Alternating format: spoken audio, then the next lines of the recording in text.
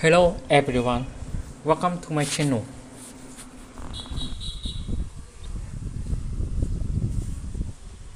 3 years ago, my sister defended the man who followed me into a restaurant bathroom and grabbed me. She called it a misunderstanding. I called it what it was, assault. We stopped talking after that. I told myself I'd moved on, that some people are just too blind to love the truth. But last month, at her wedding, that same man struck again, only this time she was the victim. My name is Violet Carter, and for years I believed silence kept peace. Now I know silence only feeds monsters. The night my sister's perfect white wedding turned into a public nightmare, everything I'd buried clawed its way back. Every denial, every lie, every don't make a scene. Now she's divorced, in therapy, and drowning in guilt. And I'm finally ready to tell the story of how my sister's fairy tale became my final warning. When I first met Liam, my boyfriend, I thought life had finally steadied. He was kind, dependable, the kind of man who listened more than he spoke. My family adored him, especially my sister, Sophie. She used to joke, "If you ever get bored of him, send him my way." We laughed, back then. We laughed at everything. Then Sophie met Lucas Dalton, a man who seemed perfect on paper, charming, wealthy, and raised in a family that smiled too easily. A few months after they started dating, she invited me to dinner, saying it would be a fun double date. When I arrived, Lucas's older brother Adrian was already there, leaning against the bar, watching me like he already knew my name. He flirted aggressively, brushing my shoulder when he passed, leaning too close when he spoke. I told him I had a boyfriend, hoping it would end. It didn't. During dinner, he found every excuse to touch my hand or whisper something grossly familiar. When I went to the restroom to escape, I heard footsteps behind me. The door hadn't even shut when his hand hit the wall beside my face. His breath was hot, his smile thin and triumphant. "Relax, Violet," he murmured. "You wanted this." I shoved him away with all my strength and ran. My pulse thundered as I locked myself inside a stall, hearing his low chuckle fade into the hallway. That night, I called Sophie, shaking.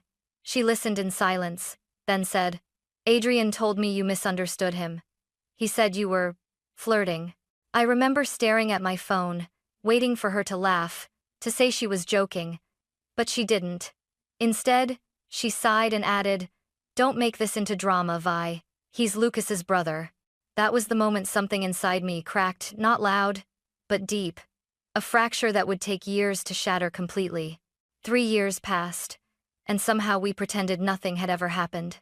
Adrian still appeared at birthdays, family dinners, Christmas gatherings, always too close, always too friendly. I learned to avoid him with quiet precision. Never alone in a hallway, never without Liam nearby. Sophie acted like the past was a rumor that would die if ignored long enough. Then one morning, a cream-colored envelope arrived in the mail. Sophie and Lucas, together forever. Inside was a note, handwritten in gold ink. "Be my bridesmaid, Violet. I can't do this without you." My stomach twisted. I wanted to say no, to remind her what she'd chosen to forget. But then I heard Mom's voice in my head, the same line she'd used my whole life. "Family isn't about comfort, it's about loyalty." So I said yes. A week later, Sophie called again, her voice sugary but sharp. "Oh, and one more thing, you'll be walking down the aisle with Adrian. You two will look amazing together in photos." My heart stopped. "Absolutely not," I said, trying to keep my voice steady. "You know what he did. I'll walk with Julian or Nick, anyone else." She laughed nervously. "Lucas wants his brother included. Don't overreact. It's just a ceremony." "It's my boundary," I snapped. Her tone hardened instantly. "Then maybe you shouldn't be part of the wedding at all." When I told Liam, he looked at me with quiet fury. "She's punishing you for surviving, Violet." At our next family dinner, I brought it up with everyone there. Mom, Dad, my brothers. I thought maybe someone would speak up. Maybe someone would say this was insane. Instead, Sophie burst into tears, shouting that I was jealous and trying to ruin her marriage. Mom started cleaning dishes loudly, pretending not to hear. Dad mumbled something about keeping peace. My brothers just stared, caught between love and disbelief. That night, Sophie sent me a text. "If you bring Liam to the wedding, you're no longer my bridesmaid."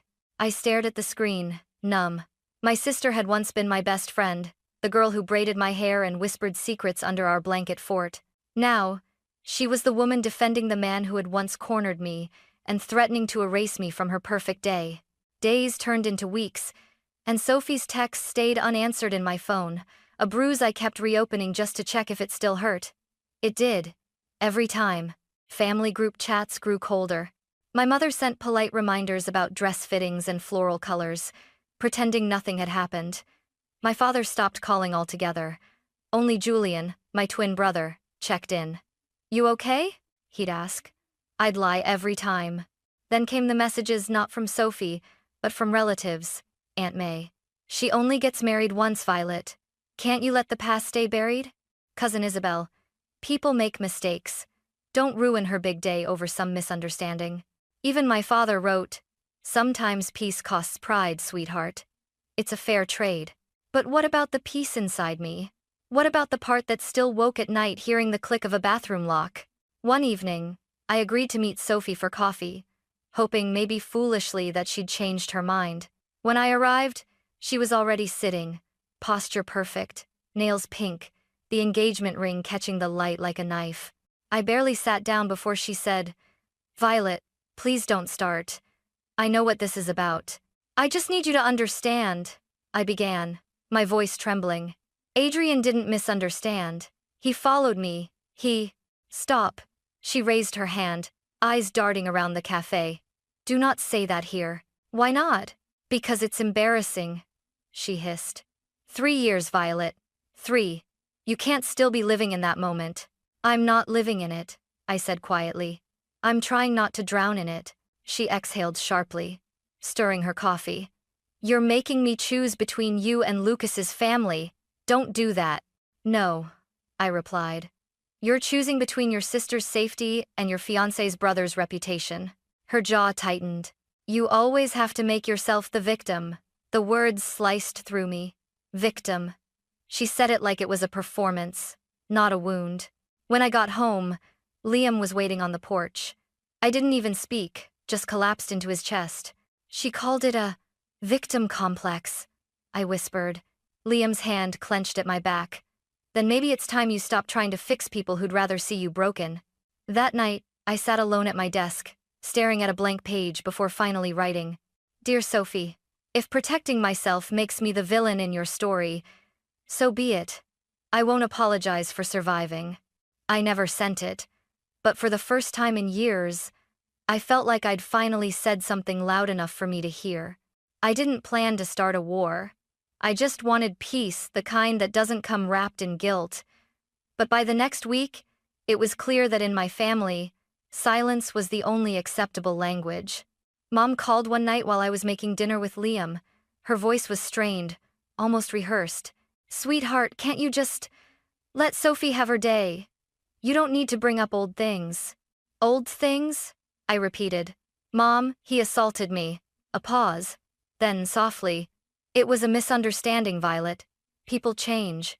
"No," I said flatly. "He doesn't change. You just stop seeing what he is." She sighed. "If you don't come to the wedding, people will talk." "Let them," I said, and hung up. The next morning, Julian and Nick showed up at my apartment with takeout and cheap wine. They looked tired, not from work, but from the weight of existing in our family. "Write her one last letter," Julian said, setting the bag on the table. "Then you'll know you tried everything." I spent hours staring at the cursor before typing. "Sophie, I love you. You're my sister, but I will not walk beside the man who hurt me. I will not celebrate while the people who ignored my pain toast champagne. This isn't revenge, it's self-preservation. If you ever decide to see the truth, I'll be here. Until then, I choose peace, even if it means distance." I hit send before I could change my mind. 2 days later, the reply came. But it wasn't from Sophie. It was from Adrian. "You're pathetic. Obsessed. If you show up anywhere near the wedding, I'll have you removed. Stop embarrassing yourself." My hands shook as I read it, fury crawling up my throat like fire. He was taunting me, confident that Sophie and Lucas's silence would shield him. "Liam," I whispered, showing him the message. He read it once, then again, jaw tightening. "You're done trying to earn their decency," he said quietly. "They've already traded it for comfort." That night, I deleted the family group chat. For years, I'd kept a seat at a table that only served shame. It was time to leave it empty. The morning of Sophie's wedding felt strange, too still, too quiet, like the air before a thunderstorm. I woke up early out of habit, half expecting a message asking me to come after all. None came. At 10:15 a.m., Julian texted a photo of himself in his groomsman suit. "Wish you were here, Vi. Feels wrong without you." I typed back, "Just keep an eye on him, please." He didn't need me to say who. By 3:27 p.m., the stillness broke. My phone buzzed violently on the counter. Julian's name flashed. I answered, heart racing. "Violet, it's happening!" he hissed. Voices clattered in the background. Adrian cornered one of the servers in the hallway. Lucas's cousin saw everything. The catering manager's threatening to pull his whole staff unless they kick him out. My knees nearly gave out. "Is the girl okay?" "She's shaken up. Isabel's with her. But Sophie, she's pretending nothing happened. She told everyone it was a misunderstanding. Again." Of course she did. 30 minutes later, another call from Nick, breathless and furious. Isabel stood up during the toasts, told the entire room what happened. Half the guests left. Lucas's mom started screaming. Sophie slapped her. The photographer quit. "It's chaos, Vi." I could hear shouting through the speaker chairs, scraping, glasses breaking. Somewhere, someone cried. Then, silence. At 4:46 p.m., my father called. His voice was hollow. "The wedding's over," he said quietly. "They kicked everyone out. Violet, I owe you an apology." "For what?" I whispered. "For not believing you. When that girl was crying, when the manager threatened to call the police suddenly, I heard you all over again." I closed my eyes, pressing the phone to my chest. For a moment, I couldn't breathe. Outside, rain began to fall, slow and deliberate, as if the sky had been holding its breath too. When I finally spoke, my voice shook. "Dad, where's Sophie?" "With Lucas. She's hysterical. Your mother's with her." "And Adrian?" He hesitated. "Gone. Security escorted him out. But Violet, everyone knows now. Everything's coming out." After he hung up, I sat at the kitchen table with Liam, staring at nothing. The storm outside beat against the glass, thunder rolling somewhere far away. "She still tried to protect him," I murmured. Liam squeezed my hand. "And you tried to protect her. The difference is you didn't lie." For the first time in 3 years, I didn't feel crazy. I didn't feel dramatic. I just felt free. But freedom, I would soon learn, was only the beginning of the reckoning. That night, sleep never came. The images replayed over and over in my mind, guests screaming, the girl crying, Sophie's perfect world cracking open in front of everyone. Around 2 a.m., my phone lit up again. A number I didn't recognize. "Is this Violet Carter?" a trembling voice asked. "Yes. Who is this?" "This is Emily, the server from your sister's wedding. Isabel gave me your number." Her voice broke. He grabbed me, Violet. I tried to pull away, and he just wouldn't let go." "My manager wants me to file a report, but Adrian's brother already called the catering company, threatening to sue for defamation if I talk." Liam, listening beside me, clenched his fists. "That's witness intimidation," he said, loud enough for her to hear. "They can't silence you." Emily's voice wavered. "Would you come with me to the police station tomorrow? I don't want to go alone." "Yes," I said instantly. "You're not alone anymore." The next morning, we met outside the precinct. Emily looked small in her oversized sweater, her hands shaking as she held a cup of coffee she wasn't drinking. Her manager, Victor, stood beside her, a man in his 50s, eyes lined with exhaustion but burning with quiet rage. "Adrian's lawyer called me 3 times already," he muttered. "Tried to buy silence. Not this time." Inside, the detective asked careful questions. When it was my turn to speak, my voice steadied in ways it never had before. I told them everything, every word, every touch, every time someone told me to forget. For the first time, Someone actually wrote it down. No one said, "Are you sure?" When we walked out, the autumn air felt colder but cleaner. Across the parking lot, a man was waiting, Marco Keller, one of Adrian's old fraternity brothers. "I heard about what happened," he said. "I should have said something years ago. He's always been like this. We just looked the other way." He looked down, ashamed. Not anymore. The dam had broken. Within days, more people came forward. The photographer from the wedding, 2 women from Adrian's college, even a guest who'd overheard him bragging about making Violet squirm. The Daltons tried to spin the story, but truth travels faster when it's finally unchained. When the court hearing came, Sophie didn't look at me once. She sat beside Lucas, pale, shaking, her hands clasped too tightly. Adrian, smug as ever, smirked at me across the room until the judge spoke. The charges weren't perfect sexual harassment, unwanted physical contact, disorderly conduct, but they were something. When the verdict came down guilty with 1-year probation and mandatory counseling, Adrian's smirk vanished. As they escorted him out, Sophie broke. She stood, shaking, whispering, No, this can't be happening." Lucas grabbed her arm, but she pulled away. For the first time, she looked at me not as the jealous sister, not as the problem, but as the person who had been right all along.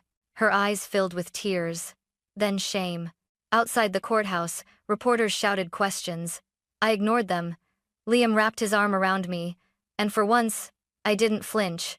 That night, sitting in our apartment surrounded by silence, I realized something profound. Justice doesn't always roar. Sometimes it whispers, steady, quiet, undeniable. Sophie's fairy tale had burned down to ash, and in those ashes, the truth finally breathed. Weeks passed, and the noise around Adrian's case slowly faded into whispers. The tabloids moved on, but my family couldn't. Thanksgiving came and went with empty chairs and unopened messages. Then, one gray afternoon, a letter arrived, Sophie's handwriting. I almost threw it away. Instead, I sat on the kitchen floor and read, "Violet, I don't know where to begin." I told myself I was protecting my future, but I was really protecting my denial. I laughed when Lucas showed me photos Adrian took of you at our engagement party. I said you liked attention.